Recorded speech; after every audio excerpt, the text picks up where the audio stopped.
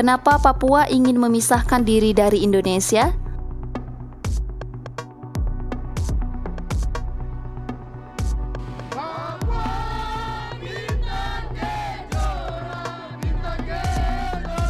Papua menjadi bagian dari Indonesia setelah konferensi meja bundar pada 27 Desember 1949.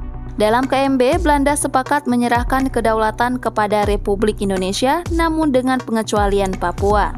Konflik antara Indonesia dan Belanda pun akhirnya terus berlanjut.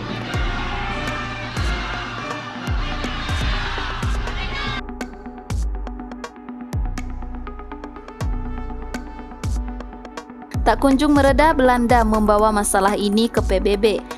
Hingga akhirnya terbentuk Perjanjian New York pada tahun 1962.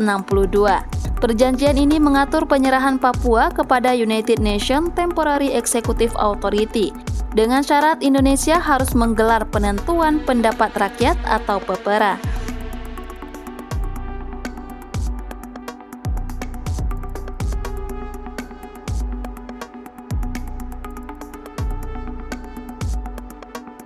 Konflik di Papua tidak sesederhana yang terlihat. Keberpihakan dalam Perang Dunia Kedua mengambil peran penting dalam awal kemunculan organisasi Papua Merdeka. Saat itu Indonesia yang masih berupaya untuk merdeka membantu Jepang dalam Perang Pasifik. Sementara wilayah Papua yang masih dikuasai Belanda dan Australia menolak hal ini dan bersekutu dengan Amerika Serikat. Sebelum perang berakhir, Belanda yang menguasai wilayah barat dan Nugini Britania yang dikuasai oleh Australia sepakat. Teritori mereka berdua lebih baik disatukan dan merdeka pada tahun 1957. Namun tidak ada upaya pembangunan di teritori Australia serta adanya kepentingan oleh Amerika Serikat. Akhirnya memecah wilayah itu menjadi dua bagian. Padahal kesepakatan dua negara ini telah mengangkat warga sipil ke dalam pemerintah. Setelah PEPERA dan pemerintahan Indonesia diaktifkan di Papua pada tahun 1963, teritori Papua dan Nugini Barat berada di bawah pemerintahan Indonesia. Sementara bagian lain Papua yang dikuasai oleh Australia baru merdeka pada tahun 1975 dan kini menjadi bagian dari negara persemakmuran Inggris. Namun hasil PEPERA ternyata tidak membuat semuanya puas. Perjanjian New York yang melatari PEPERA memberikan jeda 7 tahun dan menghapuskan wewenang PBB untuk mengawasi pelaksanaan akta tersebut.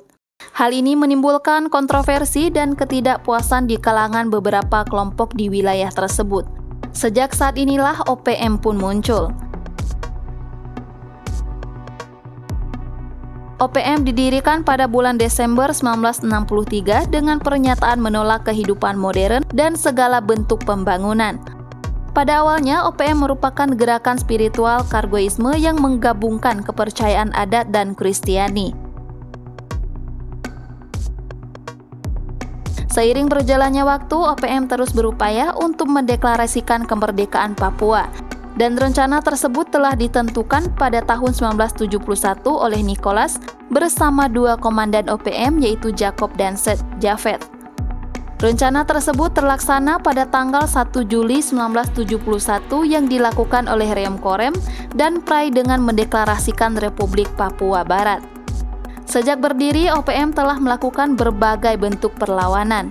Mulai dari sabotase Freeport di tahun 1978 dan penyanderaan di tahun 1996, hingga aksi terbaru pada tahun 2019 yang memicu kerusuhan besar di Papua.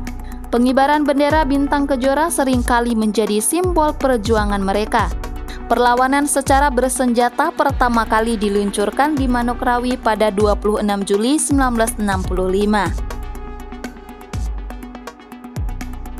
Alasan lain yang kerap disebut memicu keinginan organisasi Papua Merdeka yakni masih adanya diskriminasi, termasuk minimnya pengakuan atas kontribusi dan jasa Papua bagi Indonesia. Lalu tidak optimalnya pembangunan infrastruktur sosial di Papua, khususnya pendidikan, kesehatan, pemberdayaan ekonomi rakyat, dan rendahnya keterlibatan pelaku ekonomi asli Papua. Selain itu, siklus kekerasan politik dianggap masih belum tertangani, dan pelanggaran HAM yang belum dapat diselesaikan, khususnya kasus Wasior, Wamena, dan Paniai.